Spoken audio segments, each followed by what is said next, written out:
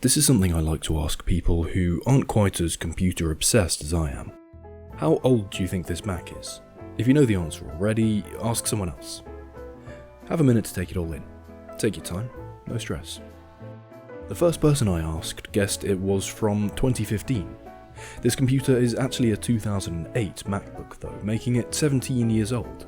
And I think that highlights one of the main reasons it's so special. The 2008 MacBook was one of the first laptops to get Apple's unibody design, which is one of the main reasons laptops look as sleek as they do right now and not still like this. 17 years after its release though, it's remarkably still a usable computer. It has an Intel Core 2 Duo inside, which has 2 cores. There's no hyperthreading or turbo boosting, so 2 GHz is all you get, and there are only 2 threads. It still navigates macOS just fine though, and you can even watch YouTube on it as long as you install a compatible browser. By the way, this isn't a MacBook Pro, nor is it a MacBook Air, it's just a MacBook. Apple launched the plain old MacBook line as a cheaper alternative to buying a MacBook Pro without the added cost of buying a new at the time, super slim MacBook Air. The 2008 MacBook was released with 2007's OS X Leopard pre-installed. It received update support all the way up to El Capitan, which came out in late 2015. I'm running El Capitan on it right now, and while it's fine for browsing the web and doing basic tasks like writing documents, I've seen a lot of people update to versions like macOS Big Sur from 2020 using the OpenCore Legacy Patcher, which is easy enough. Newer OSs obviously do have more features, as well as better app support. Something of a superpower within the 2008 MacBook is how upgradable it is. Part of the case just pops open with a lever and you can remove the battery and hard drive incredibly easily. Considering the battery just lifts out without screws, it's a pretty cool idea to just keep a spare, so you can essentially double your computer's battery life, and at the moment I have 2. Upgrading the hard drive is a great idea as well. You can just unplug the slow old hard drive since it uses a standard SATA connection and put an SSD in if you'd like to hugely upgrade your performance. Solid state drives can be around 10 times faster than disk drives. Otherwise you could just put a newer hard drive in, which is what I've done. Navigating macOS has been fine with my 500GB 7200 RPM hard drive, as you can see. Most other parts inside this 2008 MacBook are also very user serviceable. The fan inside mine had a slightly broken connector and the airport card was dead, so I bought a donor machine and just swapped the parts over in a matter of minutes. I also did a trackpad replacement since mine wasn't clicking properly. Macs of this age do tend to pick up small problems like that, especially where they're removing parts. This MacBook released with 2 or 4GB of DDR3 memory on board, but you can upgrade that yourself and take it up to 8GB. Not bad at all since so many people still use 8GB machines in 2025. Parts you can't replace inside this machine though are the CPU and the GPU. They're attached directly to the logic board, and you'd need to be a micro soldering wizard like DOSDude1 in order to even attempt removing them. The 2008 MacBook's GPU is a integrated NVIDIA GeForce 9400M chip, which shares DDR3 memory with the rest of the system. It's not a strong graphics chip by any means, and actually struggles to display 1080p video in full screen, especially when it's streamed from the internet.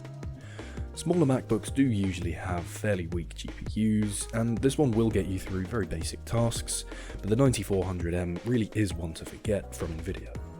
As I mentioned, the CPU on board is dual-core, dual-thread Core 2 Duo from Intel, which clocks in at just 2 GHz.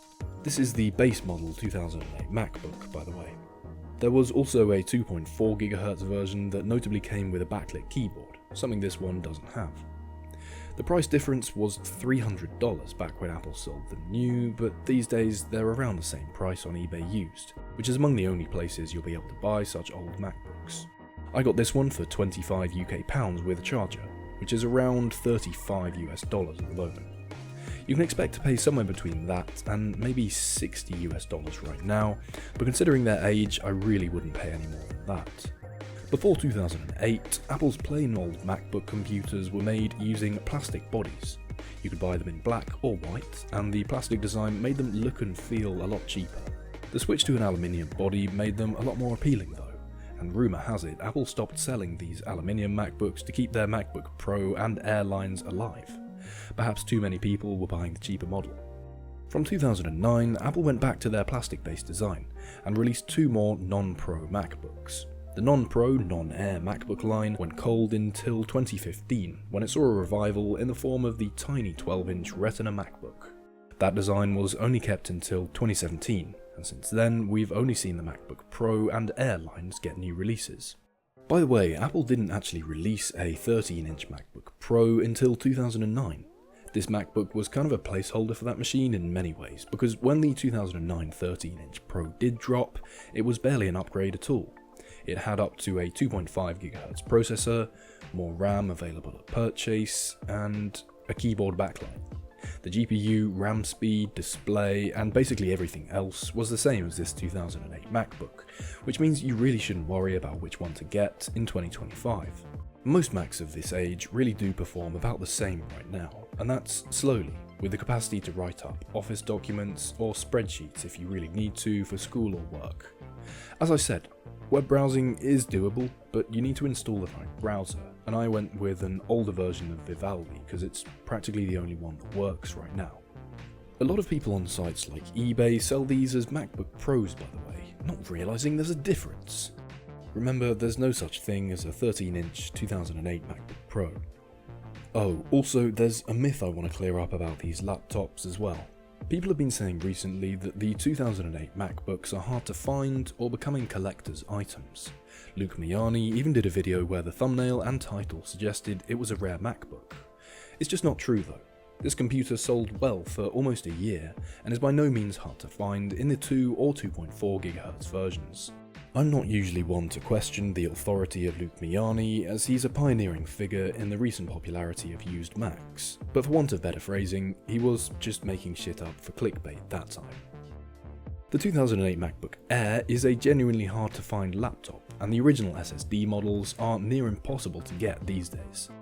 The bigger unibody MacBook I've looked at today though has lasted brilliantly, and the design has aged like fine wine. It is just another old laptop at the end of the day though. Thank you very much for watching. Thank you especially to my much loved Patreon members who get to see behind the scenes videos and regular videos a day early. You can join them from $2.99 a month using the link in the description. There's also a link to the What's on Your Screen Discord server, which is a nice busy place to talk about older Macs and computer hardware.